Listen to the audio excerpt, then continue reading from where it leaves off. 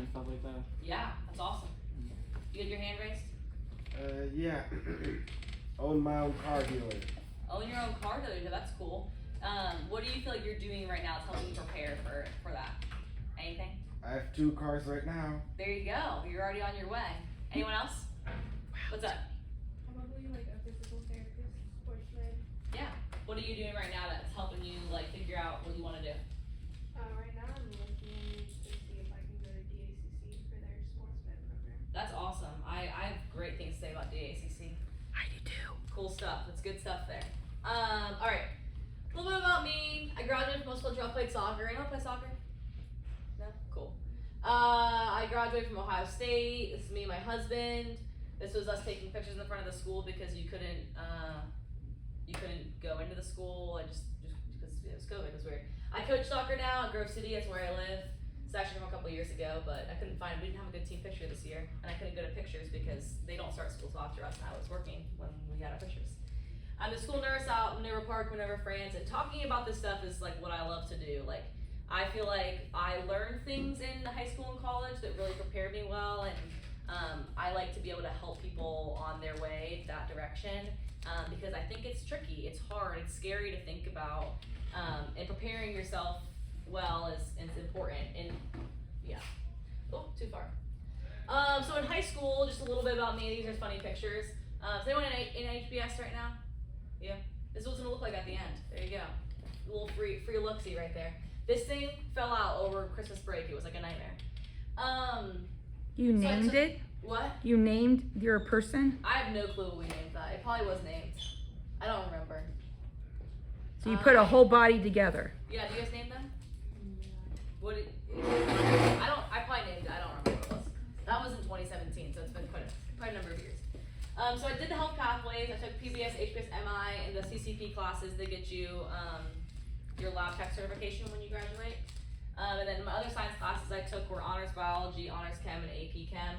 So I took honors biology and PBS my freshman year, HBS and honors chem my sophomore year, AP chem my junior year, and then MI and CCP my senior year. This is my little soapbox for Comp 1 and Comp 2. Mrs. Hare kind of cued me in there. But here's also about Comp 1 and Comp 2. If you're going to college, no matter what you're majoring in, you will have to take Comp 1 and Comp 2 in college. It's like a required basic course for everybody. Getting it out of the way right now will set you up so well. And AP Lit and AP Lang are awesome. My sister took them. But what I will say is usually AP Lang doesn't count for credit. Like AP Lit, sorry, I think it was my phone. I was thinking it sure wasn't. It's one of the schools that needs me. AP Lit, one of them doesn't necessarily count for credit. If you have one, you can only have one or the other basically. And there's no test at the end. That's my take. You don't have to do that. I suggest it. I also took Psych, Gov, and Calc AP classes. And all of these classes, all four of my AP classes got me college credit. And I did not get a 5 on all of them. I don't remember. I know I got a 3 on AP Chem because that was tough. It's the test from. It's tough. It's hard. It's hard. And all of these classes together in my high school career got me, when I graduated high school, I had 30 college credits. So I graduated high school with a whole year of college completed. One semester of college is between 12 and 18 credits, so 30 is just about a year. And although I didn't graduate any years sooner, taking those classes made my college experience way more manageable. I graduated with an extra certificate on my major, primary care certificate on top of my nursing major, because I had time in my schedule for other classes. So I wasn't worried about taking Psych and Gov. I was taking more nursing specific courses. I'm gonna say this too. This is very specific to my life, but this can apply to your guys' lives, and so I will talk about it later, but this is weirdly specific. So my biggest take about high school and about life, and this is something I try to live by, is if you are given an opportunity or something that you have a chance to participate in, say yes to it. Even if you don't think you're that interested in that thing, and here's why I say that. When I went to college, I thought that I wanted to be a pediatric cancer nurse, a hem-onc nurse. I wanted to work at Nationwide Children's on the 12th floor and the hem-onc floor. And then I went, and in college, I worked at the cancer hospital at Ohio State, which is adult cancer, and I hated it. I mean, I literally hated it so much. I worked there for a year, and I was miserable. I have such funny pictures on my phone walking around in the hospital eating frozen yogurt because I was so miserable. I would literally eat frozen yogurt just to make it through the day because they have it in the cafeteria. But what I learned from that experience of saying yes to that job is that that's not actually what I wanted to do. So I got to prepare myself to know more about myself. Another good example is Buckeye Girls State. Is anyone? None of you are juniors, so no one's an AP Gov yet. You are, okay. AP Gov, yes, okay.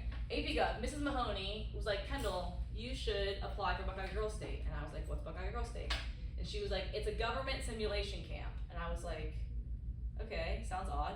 And she was like, it's pretty cool. You get to go and like stay at a college campus and like see what it's like to run a government for a week. And I was like, all right. I did not want to go into political science, but I liked Mrs. Mahoney and I trusted her, and so I was like, okay, I'll go. I'll be honest, it was okay. I didn't really like it that much because I don't really like government. What that taught me by going to that was a cool thing to put on my resume that I got to do that because I had to apply and I got to go, whatever, all that stuff. But B, now I knew that I didn't want to do that, right? So it's like when you go to the hospital and you're sick, we rule things out on you to find out what you really are, what to diagnose you with. So I ruled out politics. I don't really care about it that much. I did not want to be participating in that. It was fun though. We had to dress up every day and it was weird. Sorry, I'm just making sure things are good. Okay. Let's see, what else? Future City. This is middle school. Did anyone do Future City in middle school? No, it's one of the last class had. It's a science project. It was like extra on top of class. I chose to do it. Because I chose to do that project, we won our project at States, and I got an all expense paid trip to DC, Washington DC. My hotel room that we stayed in for free looked out on the Capitol building. It was like the craziest, coolest experience of my life. If I wouldn't have said yes to it when I got asked to do it, I wouldn't have had that experience. It's a cool thing that I've gotten to talk about and put on resumes, and I still think back on it. I saw, no one was Collington? Was Collington? No, okay. She's a teacher at Genoa, and like I saw her the other day at Minerva Park, and I was like, I still remember Future City. Like I love Future City. It was a great experience. Obviously, I did the health pathways. If I wouldn't have said yes to that, I wouldn't be a nurse. When I came to high school, I thought I was going to be a teacher. I was sure I was going to be a teacher. But the health pathways and the career exploration piece of the health pathway, so like there's the business pathway, the engineering pathway, and the medical pathway. There's so much career exploration built into them. And if I wouldn't have started critically thinking about what I wanted to do with my life in high school because of teachers like Mrs. Arco, Mrs. McCormick, Mr. Elassi, like all my science teachers, and especially the ones that it's all tied into the Project Lead the Way stuff, I would not be a nurse. I would be a teacher probably. And so because I said yes to that, I was prepared for what I'm doing now. And then this is another big one. This doesn't exist anymore, I don't think. I tried to find it, but Nationwide Children's used to host like an Explorers program. We went for 8 weeks on a Tuesday night to go explore different parts of Nationwide Children's. We got to see like child life specialists, social workers, radiologists. We went to the operating room. This is from being in the operating room that week. And because of that job, I'll talk about this more later, I made a connection with the person who worked Nationwide Children's, and I emailed her after it was over. It was the fall, end of the fall of my senior year, and I said, I'm looking for a job, an entry-level position at Nationwide Children's, so I wanted to work there one day. I wanted to get my foot in the door. And so I said, are you okay? Are there any jobs open? And she's connected me with a job that I worked for 2 years, starting my senior year of high school, working in the lab at Nationwide Children's. If I wouldn't have said yes to taking time out of my day on a Tuesday evening to go to the Children's Explorers program, I wouldn't have gotten the lab job, which I put on my nursing school application, and my application to my job now, that gave me a ton of opportunities by saying yes to that.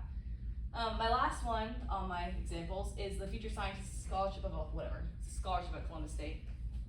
Here's my little soapbox about Columbus State.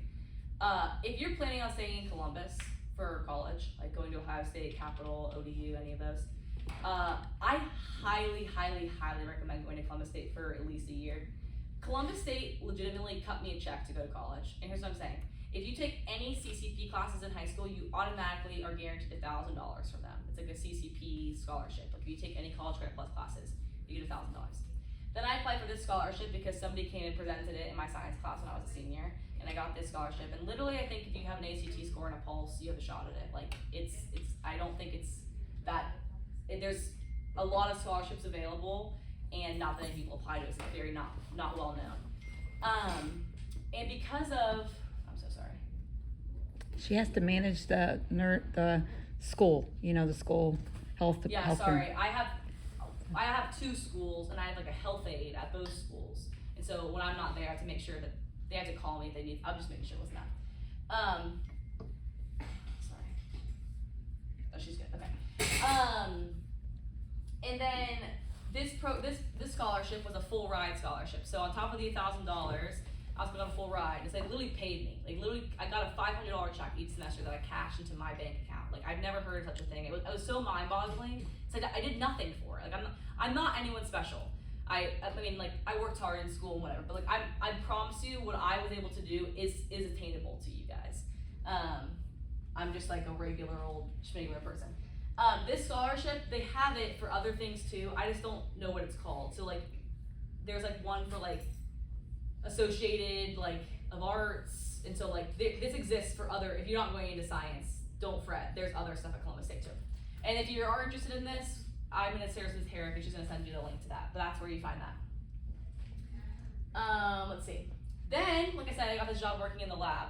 And that was crazy because it's connected two ways. One, because the Children's Explorers program made that connection with an adult who got me a job in the hospital. And then on top of that, that was the class I was taking, those 4 CCP classes that Mrs. Arco teaches, got me that certification to do that job. So this is us when we were getting that job. These are funny pictures. I'm sorry, that's all I had. It was 2020. It was 26, yeah.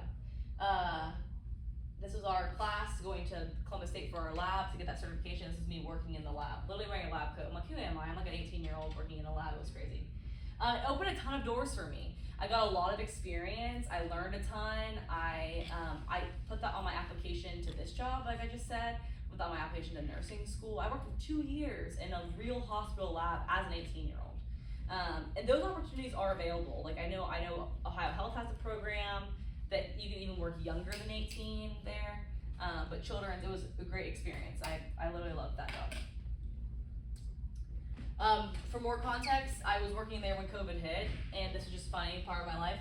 At one point, we had a blow up tent in a parking garage. That's what we did, because I got moved. So I used to work like in the main lab, down like in like the basement of the hospital, what you think of when you think of the lab. And then they moved me outside for the COVID testing because, I don't know, they thought I was young. They thought I would survive better. But we worked in literally a blow up tent. This was the first week we had the COVID testing open. It was me and my get up. It was terrible. And then this is us. We upgraded to a shipping container. So for the last like year I worked in a shipping container. And then I also worked inside too at that point. And then this is actually my friend Maddie. We graduated from Central together. And she's also a health pathways graduate, and she actually builds plasmids for her job. Like she's a biomedical engineer. She learned about building plasmids in MI, medical interventions. And she went on to go be a biomedical engineer. She's pretty sick too. Just to boast on her a little bit. But it was such a cool experience. Like I was literally a senior in high school, and my whole life changed. COVID happened, but I got this cool experience because of saying yes to an opportunity that I was given in high school. Then I transitioned to Ohio State after my freshman year of college, and this process I just want to be completely frank with you guys. To be honest, we're being honest here. It's not easy. They make it seem like it's like rainbows and butterflies. It's easy to get into Ohio State once you go to Columbus State. Like it's easy to like get accepted. But the process of transferring your courses and whatever is not the easiest. I was in a good position because, like I said, I had that scholarship, and so I had an advisor who was like one-to-one with me that I had a good relationship with. I had her phone number. Like her and I were tight, and she helped me. Like my husband, he's a business major. He did the same thing that I did. He went to Columbus State and transferred in. He didn't have like an advisor relationship like that because he didn't have a scholarship like I had. And when he got to college, I'm just gonna say this, just to be frank, colleges are businesses. They're trying to take your money. They're great, what they're doing is awesome, but they'd rather take more of your money than less, so they're not really inclined to help you out a ton. So what happened to him is like nobody told him what classes he needed to take, and the advisor he got scheduled him for these whack classes that did nothing for him his first semester, and he almost would have been not able to graduate in time if he wouldn't have noticed and been able to readjust his course schedule. Does that make sense? So being aware of where you're at and where you want to be is really important, and I'm saying that for your transfer from college to college. I'm also saying that now. Knowing where you are now, where you want to be, is how you get there. If you don't know where you want to go, you're going to go nowhere. And that's kind of what I hope you kind of gather from this whole thing.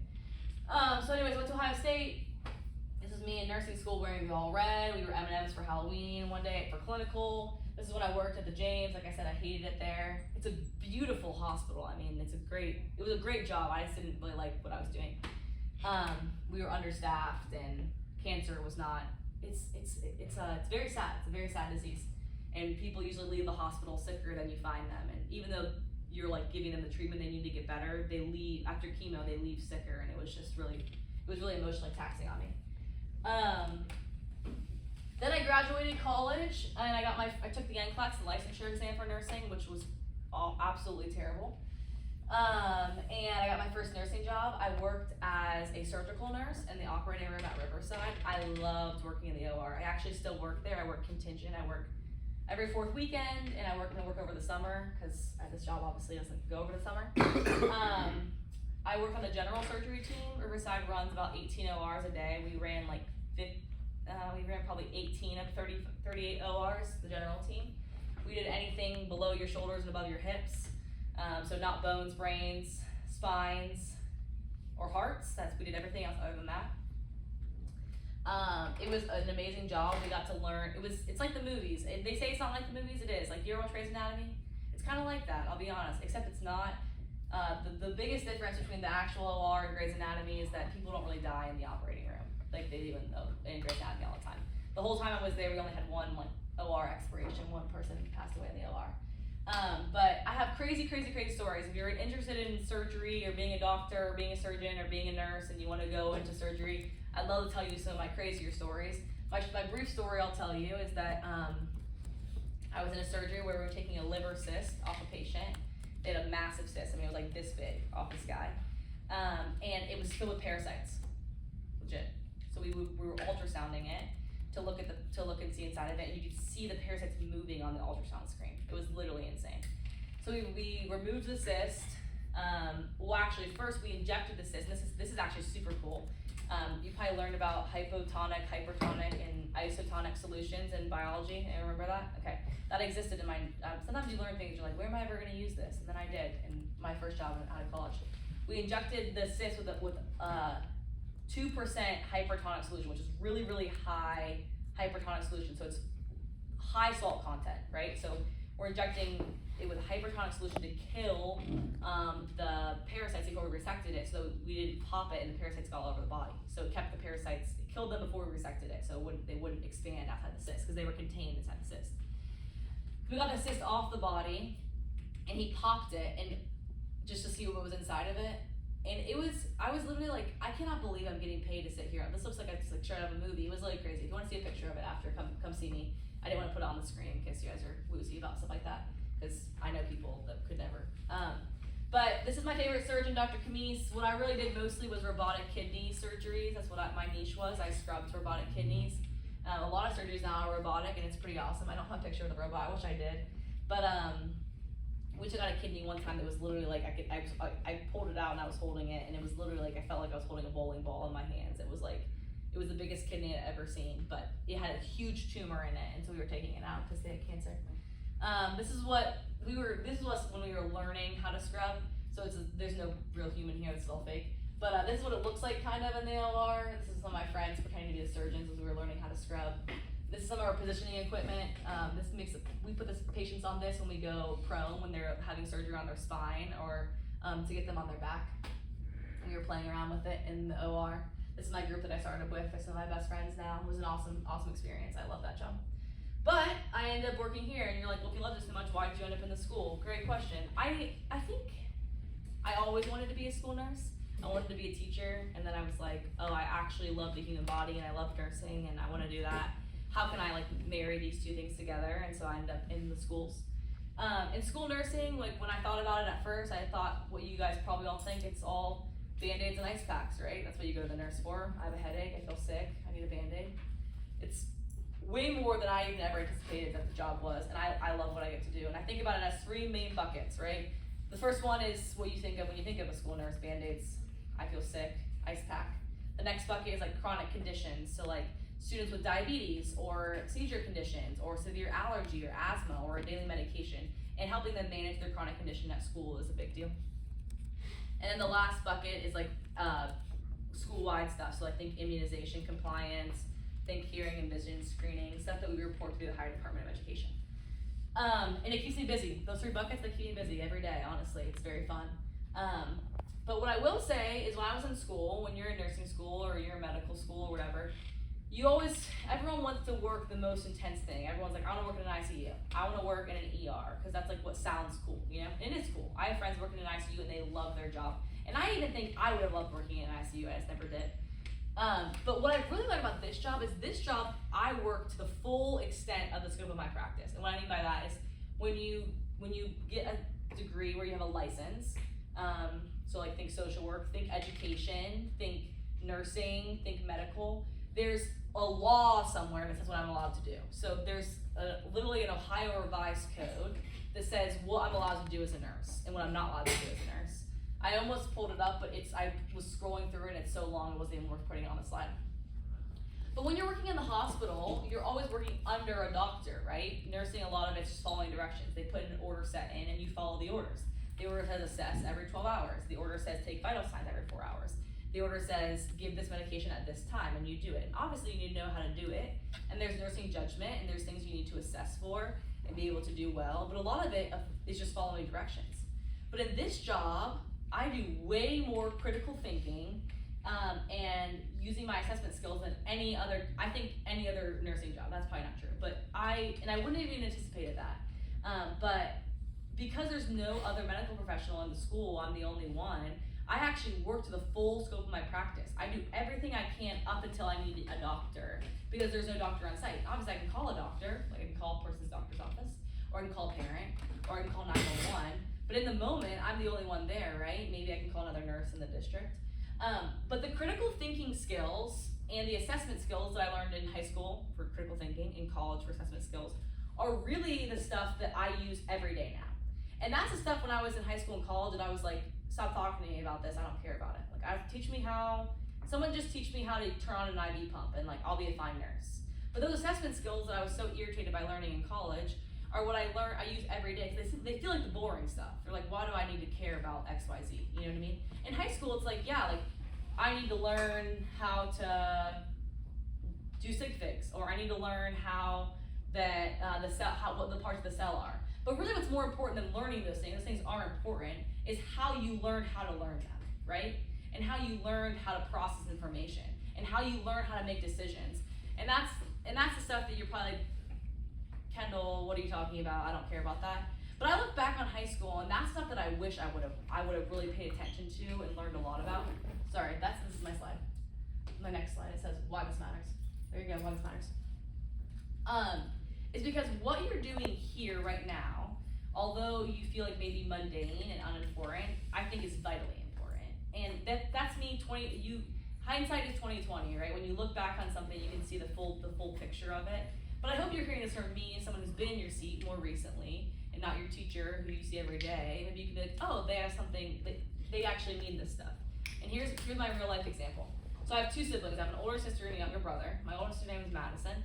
She was valedictorian, first in her class all 4 years. They both graduated from Central. She was a 4-year varsity soccer player, 3-year varsity captain. She got a 30 on the ACT when she was in 6th grade. She did it again and got a 35 one more time her junior year. She's literally a genius. She's all accolades of what you think of as like the most ideal student. She's just amazing. And you're probably like, anyone want to tell us what she does for her job? Just out of curiosity, what do you think a person like that would do for their life?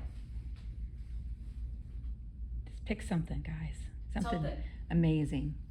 So maybe you think, I got it. Maybe you think she's a doctor or a lawyer or a neurosurgeon. I don't know.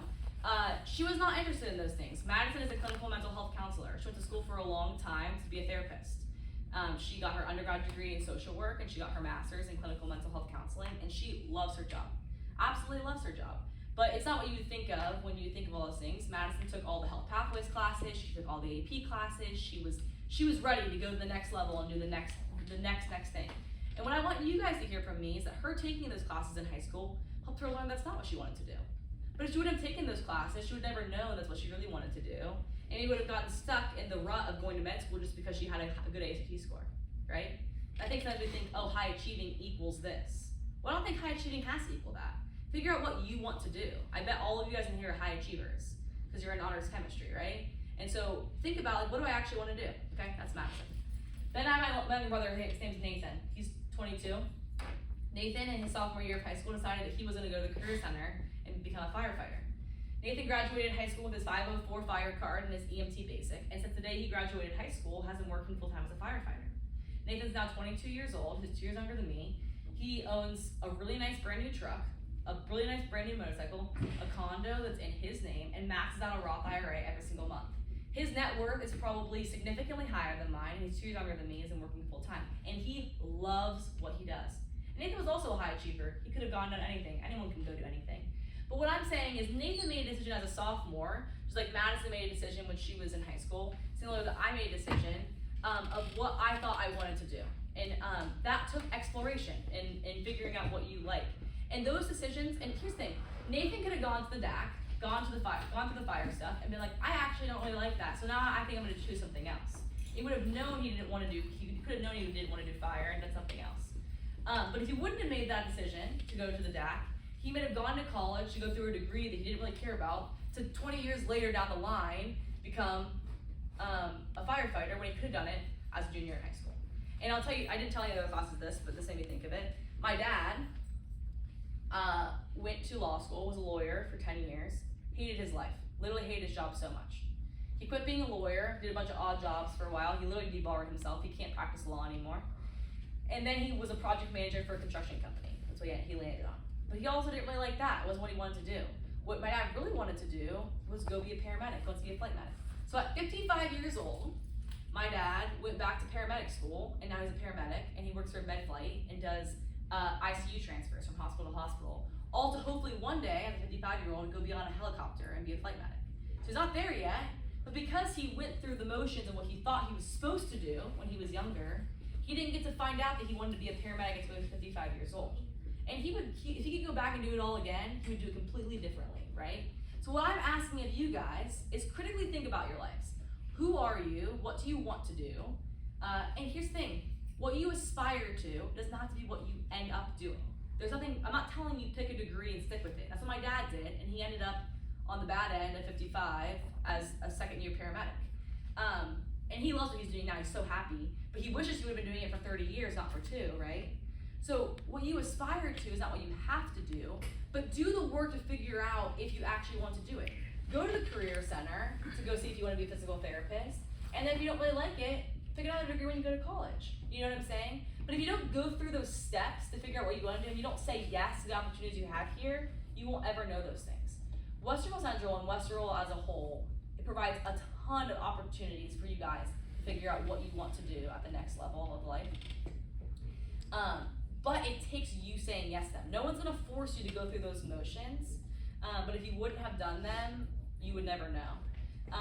That's all I've talked a lot. Do you guys have any questions? You can ask me about anything. I would love to hear anything from you. I'm sorry if I just like soapbox at you for 30 minutes, and I know you guys are dead. So, any questions about anything? I love to talk about this stuff, so. That's okay if you don't. How hard was college? It's a good question. It's different than high school.